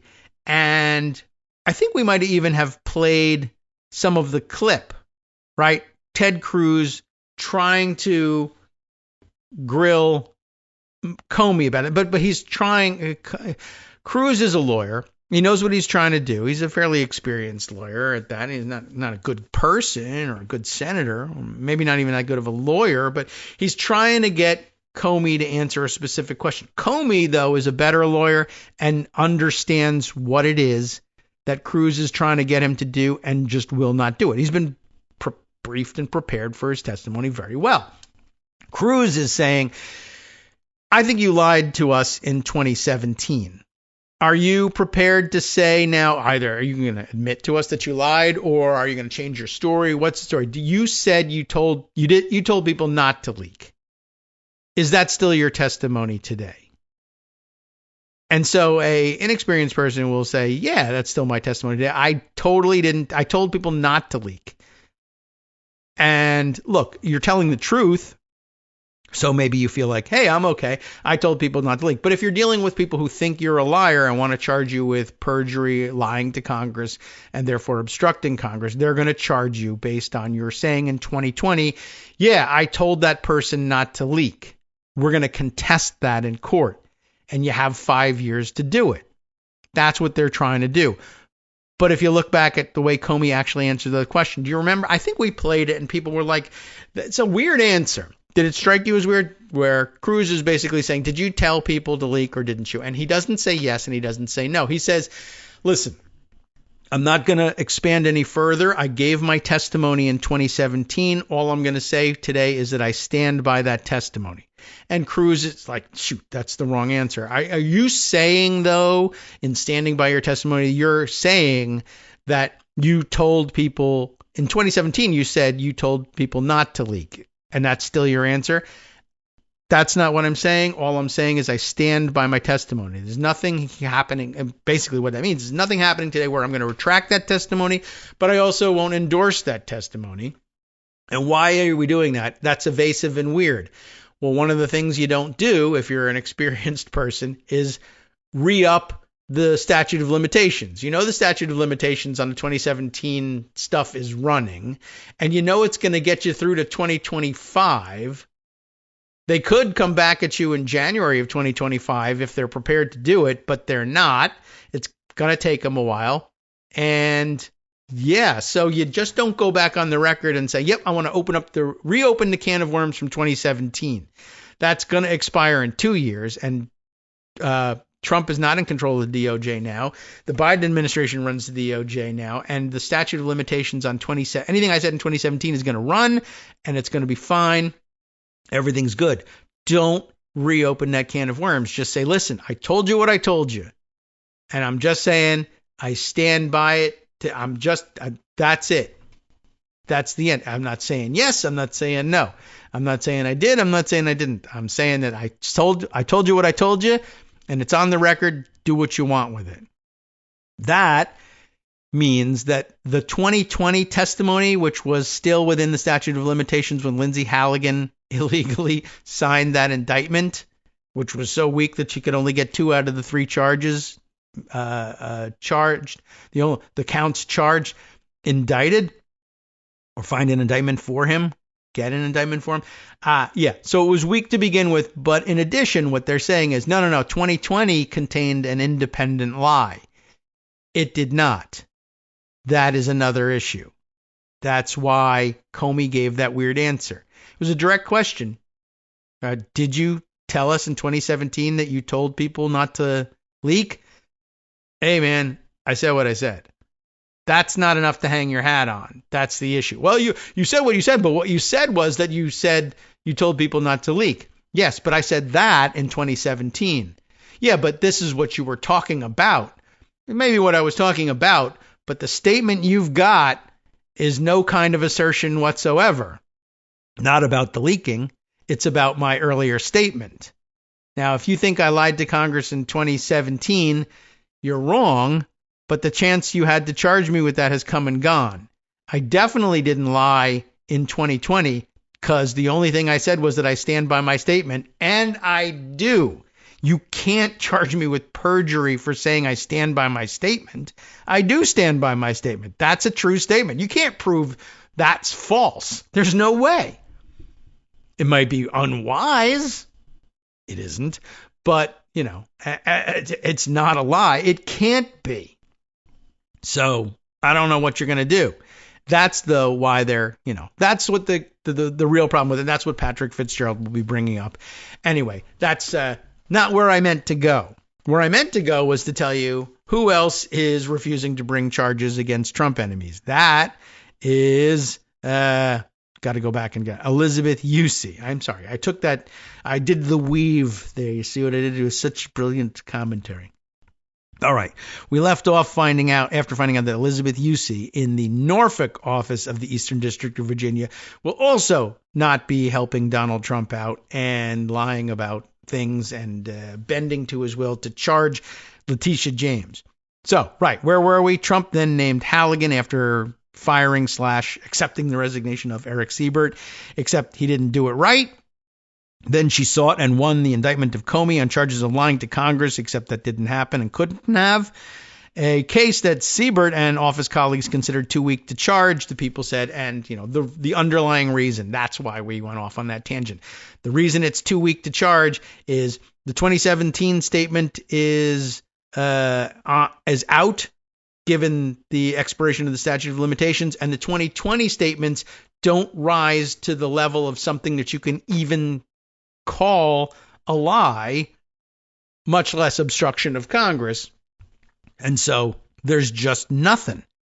Prosecutors in the Eastern District are now bracing for Yusey to be fired for her own resistance to try a case that many lawyers have said lacks sufficient evidence, according to the two people. And that's because the paperwork that Bill Pulte claims lays out a prima facie case of mortgage fraud doesn't actually say the things that he says that they say, or that you would need in order to even allege that there's probable cause to think that there was mortgage fraud. Because the fraud is, well, you said it was a primary residence. No, I didn't read the paper. Is this the paper? It is. All right. Does everyone see what that says? Would you read this to the jury? It says it's a vacation home. All right. Does the jury want to examine this thing? We'll enter it into evidence. That's the end of the case. Trump has publicly called on the Justice Department to criminally prosecute James, despite the conclusion of career prosecutors that they cannot prove she lied or intended to lie on a mortgage application for her niece's home, according to the people. And again, just some more pause. I know it would make the article endless, and that's why they didn't do it this way. And we are doing it this way because we have more time, but I'm eating up all the time for everything else. It's more than just that. It's not You could say it was tit for tat. Well, the career prosecutors, who are all Democrats, and they're not, but who are all at least not Trump sycophants, they're recommending, they say there's no case, but sharp lawyers for the Justice Department named by Trump, who are more aggressive, well, they say there is. And hey, in this day and age, you get to the Supreme Court, anything can happen. But it's more than just they disagree.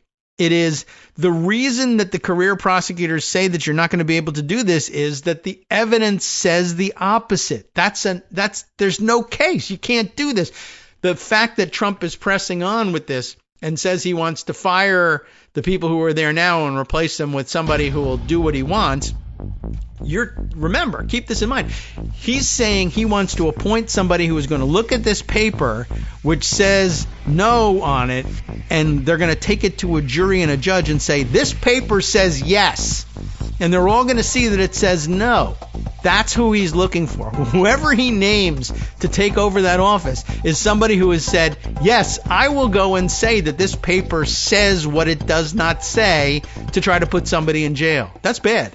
Hi, everybody. It's me, David. Let's change things up from the old fundraising pitch for just a minute and talk instead about how you can be a part of our show. If you've got a smartphone or any other electronic recording device, why not sit down and record a segment for us? Read us an important article and give us your take. Or read one of your own original essays, or even just give us your commentary on something you'd like to share that's important to you. Then send the file to me at kagrox@gmail.com, and I'll try and work it into the show. Short segments, a few minutes in length, are easiest to fit in. And of course, I can't always guarantee that I'll be able to play everything, but if you've ever shouted at your radio or TV about something you wish was being covered, here's your chance to change that. Make the show your own. Send your submissions to me at kagrox@gmail.com. All right, welcome back now to the Kagro in the Morning Show here on Netroots Radio. I think we got it all in there in terms of trying to explain exactly why this was so preposterous that Trump was continuing to try to make these prosecutions happen. Let's finish out the article and see if there's any other points that get raised along the way. As we said, Trump has publicly called on the Justice Department to criminally prosecute James despite the conclusion of career prosecutors that they cannot prove that she lied or intended to lie on this mortgage application. In a Truth Social post on Saturday, Trump called James scum, and that doesn't mean that he's got a case against her. It just means that he said what he said, saying what he called her witch hunt against President Donald J. Trump and others is, that's why she should be removed as New York Attorney General and prosecuted. Which, of course, he answers with, well, you know how the old adage goes. He figured two wrongs probably make a right. She did a witch hunt against me. Yeah. And that explains how you got the Federal Mortgage Financing Association guy to research her mortgages and find out that she actually told the truth on the forms, but you convinced him to tell you and the DOJ that she had, in fact, told a lie on the forms, and we were going to charge her with a crime for it, even though the only evidence that you could possibly use to prove your case says the exact opposite. You don't think that's a witch hunt? Well, that doesn't matter. She witch hunted me, so I'm going to witch hunt her, which just tells you that the man was never parented. Sorry. Anyway, brought up in a barn he was. A beautiful, luxurious golden barn. The Justice Department declined to comment. The White House did not immediately respond to a request for comment. Career prosecutors in the Eastern District of Virginia also fear their colleagues will be pressured to seek an indictment against James or risk being fired. The two people familiar with the internal discussion said Halligan has been closely monitoring progress on the case, to the extent she's capable of doing that, these people said. Such preliminary charging decisions are normally recommended by line prosecutors who would be sifting through the facts in the investigation and would report to UC. But in the politically charged case of James, the senior supervisor in the Norfolk office has taken measures to try to protect her staff who have been handling the case before a grand jury, the person said.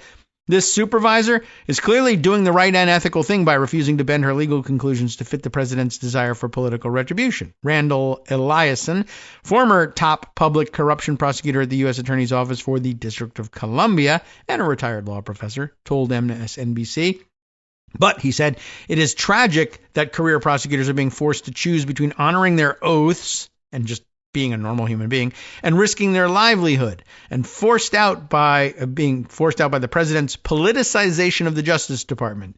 The new developments follow other departures from an office that has become a flashpoint in Trump's administration's persecution of officials whom the president has deemed to be his foes.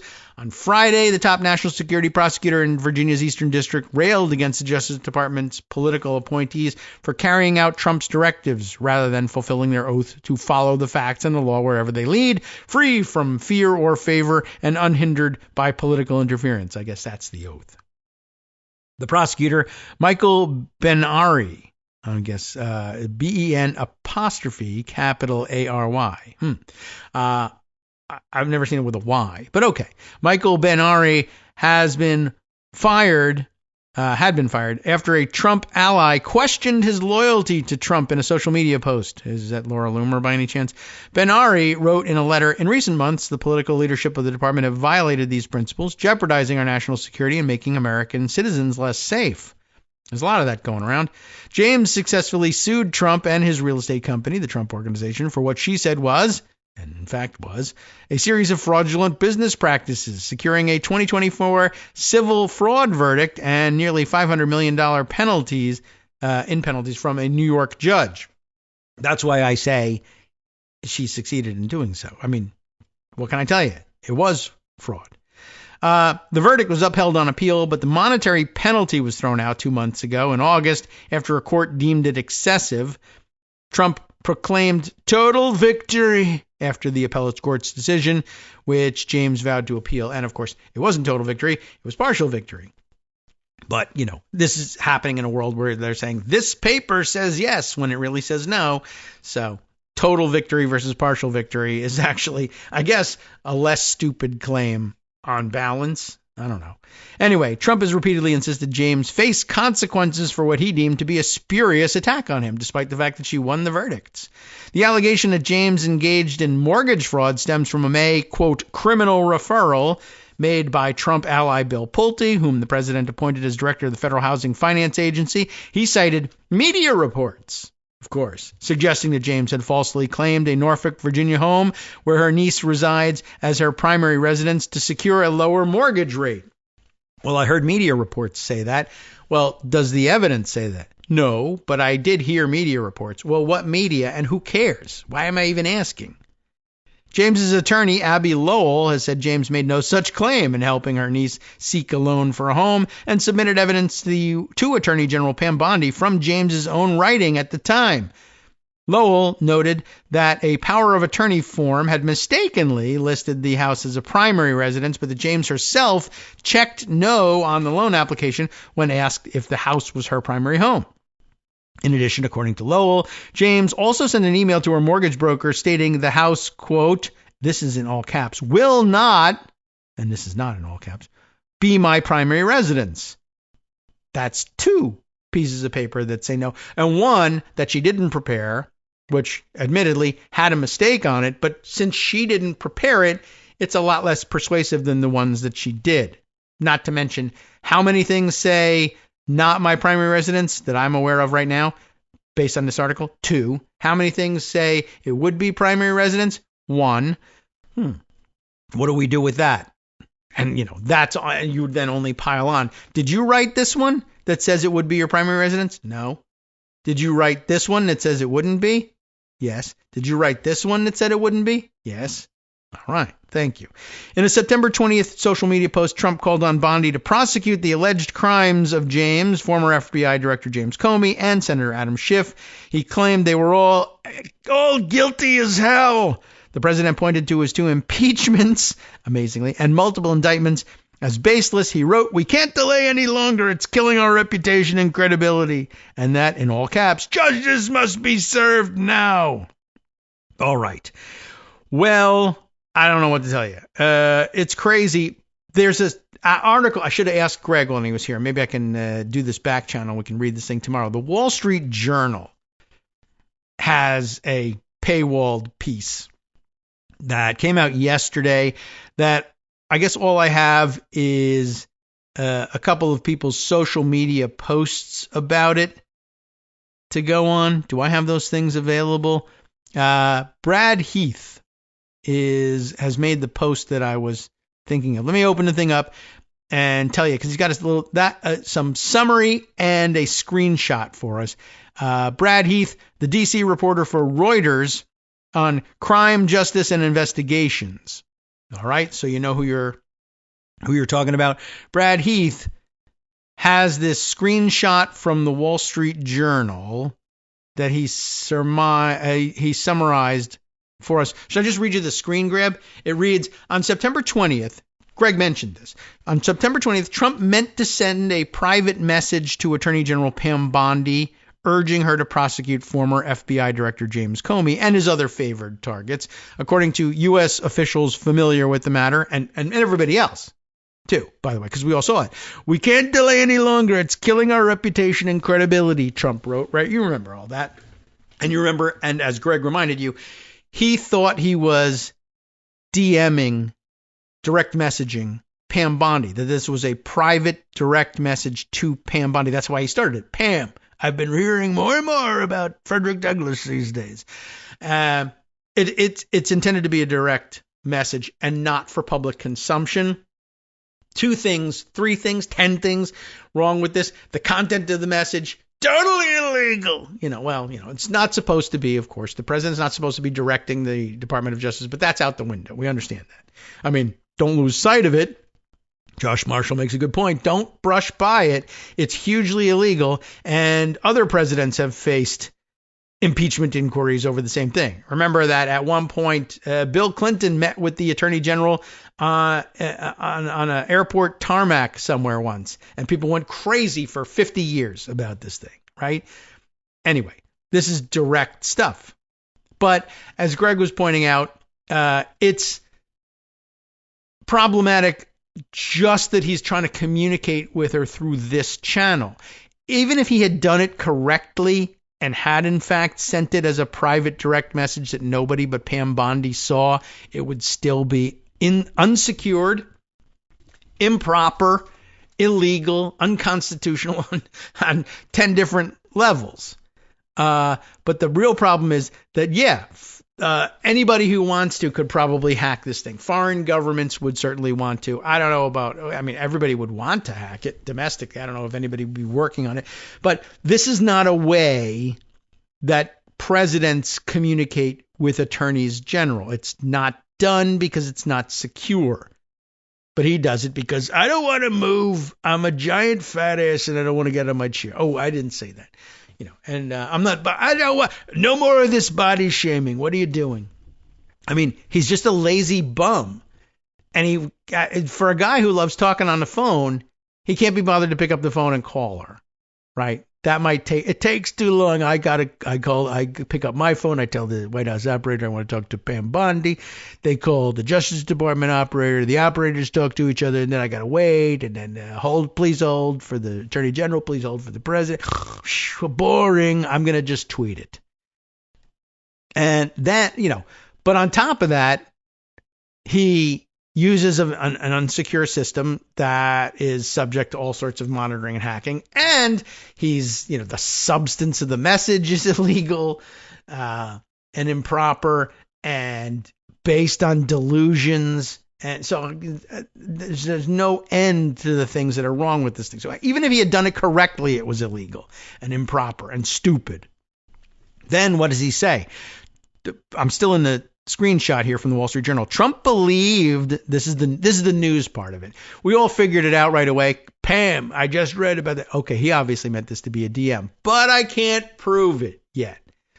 But we all think that that's the case. Well, now the news is the Wall Street Journal is pretty sure that they've got the sources they need to prove it. Trump believed he had sent Bondi the message directly, addressing it to, quote, Pam, and was surprised to learn, because he's a demented idiot, surprised to learn that it was public, officials said. Wow, that's amazing that you were surprised. Bondi, another problem with the issue, Bondi grew upset and called White House aides and Trump, who then agreed to send a second post. He deleted that one and then redid it, praising Bondi as doing a great job. So in all of this, by the way, the Attorney General gets this message. A normal Attorney General says, oh my God, hair on fire. Sir, what are you doing? Do not communicate with me. Do not communicate with me about these things. Never give me instruction like this. Do not do it on Truth Social or any other social media platform. If you've got to communicate this to me, find a secret way, for God's sake. What are you, crazy?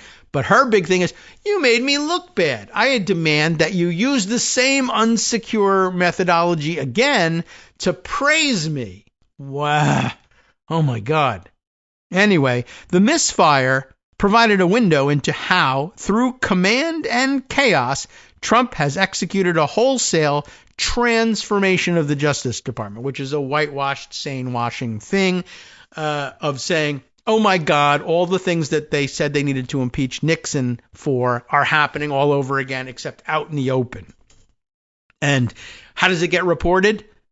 Well, it's a wholesale transformation of the Justice Department. It is not a wholesale transformation of the Justice Department. It's wholesale criminality that he is instructing the Justice Department to ignore because he's the president. And if he does it, it's not illegal. It's not a transformation. It's just criminality that they're choosing not to pursue because they love that orange guy and everybody should get out of his way and do what he wants. That's all there is to it. All right. Well, let's see. There's more. So there's that tweet. Then or that was the screen grab. And then there was, where did I open it up? Brad Heath's commentary on it, which is just this. According to the Wall Street Journal, President Trump believed his Truth Social post demanding prosecutions of Jamie Comey and other foes was a private message to his Attorney General and was surprised to learn it was public. And how many times in the last 5 to 10 days have we found out that the president was shocked and surprised to find out, am I seeing on the things on the television that aren't the way they are? Portland, right? Well, he quadrupled down on that one yesterday among the many stupid things that was said at the various White House forums, or maybe it was just one, with the right-wing influencers and then with his actual cabinet, at which he dozed off several times, by the way. Somebody had the great line of, President Just Resting My Eyes is his new nickname. Anyway, he quadrupled down by saying, talking about the state of things in Portland, insisting, they don't even have stores in Portland anymore. By the way, President Just Resting My Eyes was everybody's online social media pal, Schooly, unless it's Shuli, how he pronounces it, but it's SCHOOL, school, but maybe Shuli. And lots of people enjoy following him because he's got 87,000 followers. So a good line. That's the reason why everyone loves him so much. But Trump saying what? Where's the little clip of him doing this? They don't even have stores anymore. They don't even have windows at the stores anymore. They're all boarded up, et cetera, et cetera. War zone, more of the same crap. Even though Kristi Noem, who was at the forum, could have told him, I was just there yesterday and that's not actually true. Please don't say that. Like, it makes us look stupid. But no, Trump, what was it? I don't know what is his line? I don't know what could be worse than Portland. You don't even have stores anymore, as though that were the measure of anything, but they do have stores. They don't even put glass up. They put plywood on their windows, which, why would you put plywood on your windows? Because there's glass. And either you don't want the glass broken, preventative measure, or glass has been broken, which it hasn't, and they put up plywood to close the gap, but I don't know. He's just, once again, the president should be removed from office because he is plainly insane. That's the only thing you can do with this. And I guess you could point out, hey, as I did yesterday, this pronouncement, I don't know what could be worse. They don't even have stores, right? This troubles, apparently, no one among his top aides or even among his family members. Why? Because maintaining this very state of delusion that we're watching is a critical part of their criminal elder abuse scheme. There's another criminal scheme going on, not just to steal money, not just to unjustly prosecute political foes, not to violate all sorts of parts of the Constitution, but elder abuse, propping up the old man, feeding him either AI slop or fake videos or Gorilla Channel or whatever it takes to get him to go out and say crazy ass stuff like this and say, I'm the president, so now that's the policy, and you all have to say the same thing or else you're fired. And, now he's got troops from one state being federalized and sent off to do what, God only knows, in other states.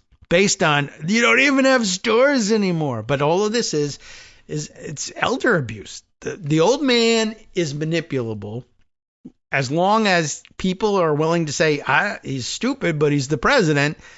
We can do whatever we want. He's suffering from dementia. He belongs in an institution. He needs memory care. He can't do this job. But if we just pretend, no, actually all of this stuff is true, and prop him up, if we say even crazier things, or we have Stephen Miller say even crazier things, and everybody just says, it's just a difference of opinion. This can't be the case that 10 people in suits all agree that this thing that isn't happening is happening. I must be wrong. Let me investigate. Except nobody investigates. I'm wondering, where's the investigative reporters going to Portland saying, this guy's nuts. He's talking out of his ass.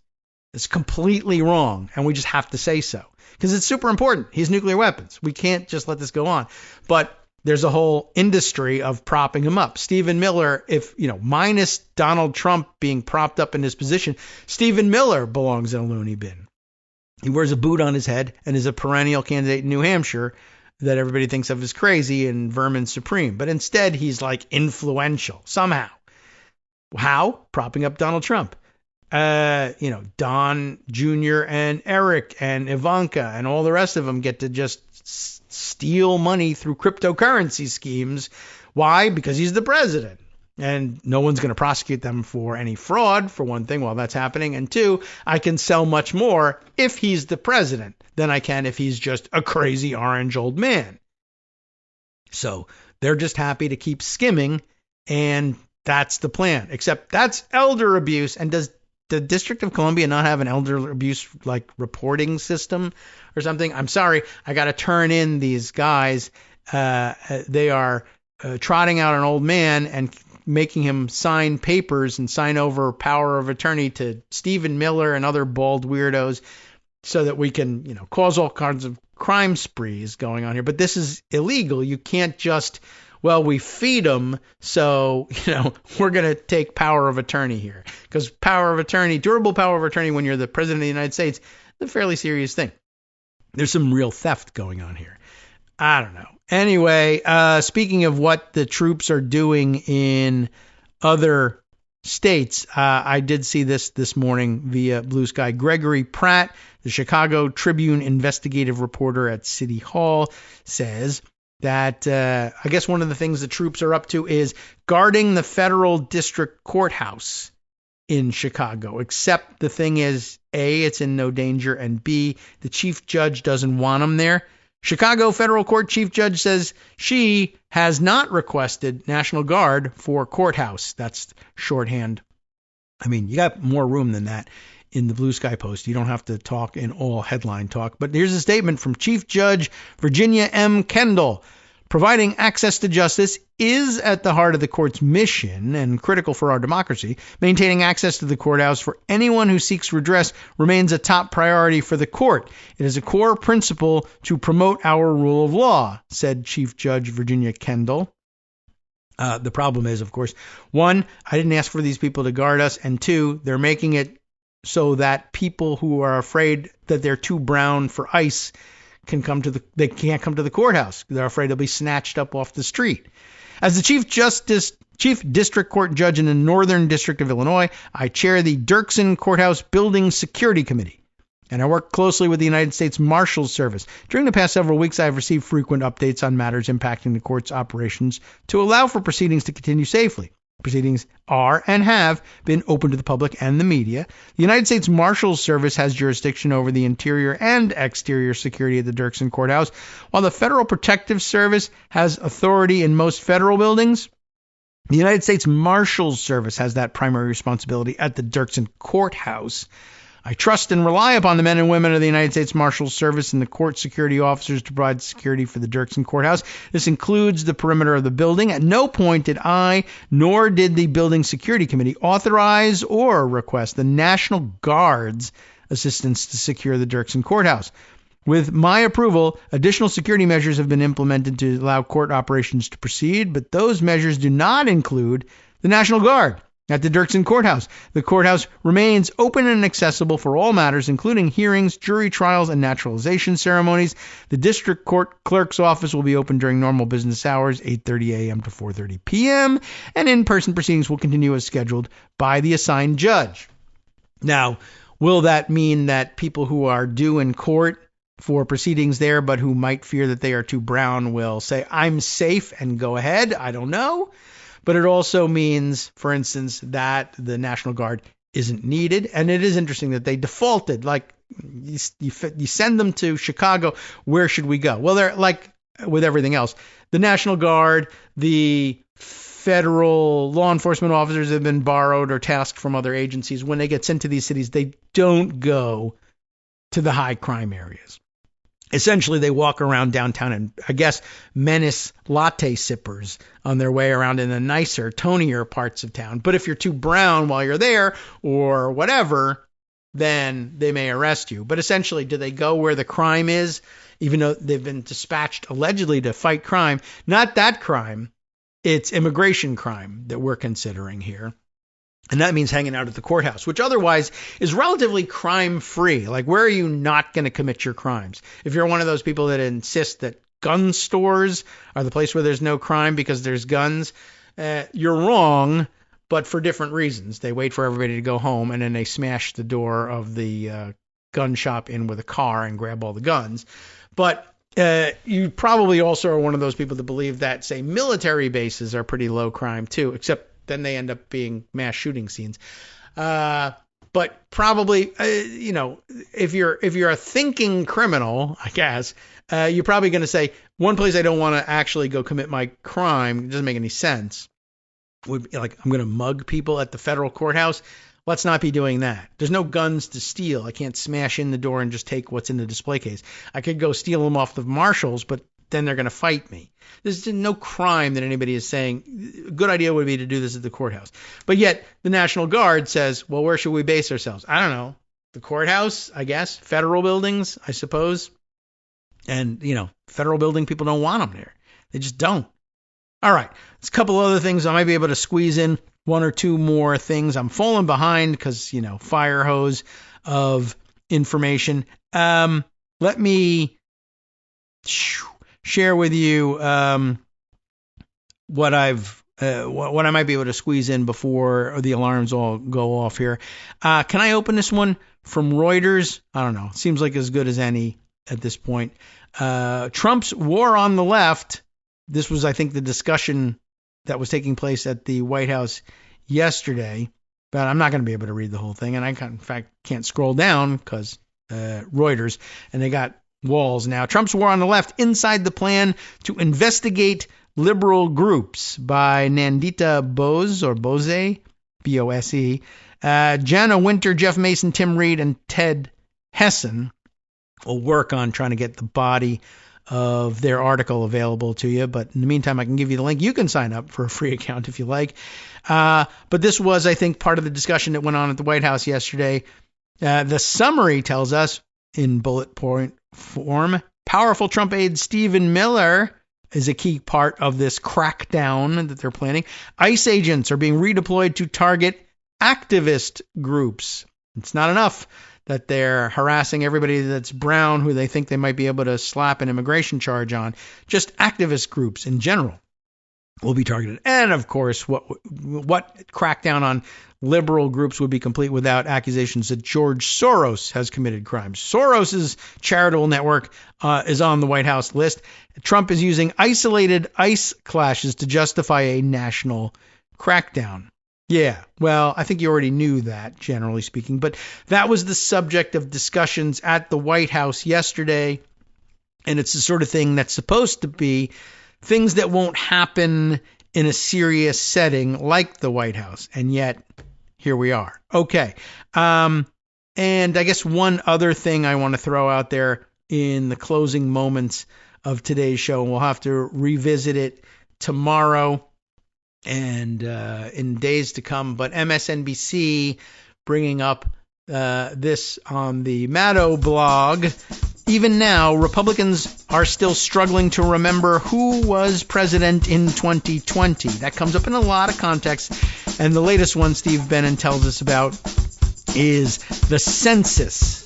That it is a new Republican talking point to say that the census conducted in 2020 was the last one that we were supposed to conduct, and it's incorrect because it gave too many seats in Congress, which does its reapportionment based on the census, to the Democrats. They said there were too many people in these Democratic areas, and that is, or to say, in states where Democrats traditionally do very well, and that Congress was therefore inappropriately reapportioned to give seats to states that might elect Democrats with them.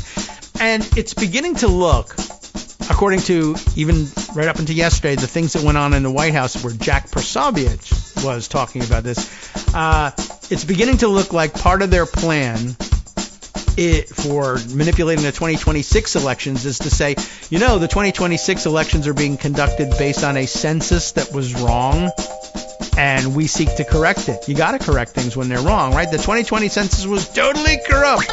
Only, as Steve Bannon is pointing out, who was president in 2020 when that census was conducted? From networksradio.com. Oh my God, it was Donald Trump. You have been listening to Kagro in the morning with David Waldman. So I'm not sure what their argument is supposed to be. We did it wrong. It's our fault, and we want to redo it now. I don't know. But they are. They're launching a number of schemes to try and ignore the old census and replace it with their new estimates. We'll tell you about some of those things tomorrow and going forward. Justice Putnam takes the wheel next, though. Stay tuned.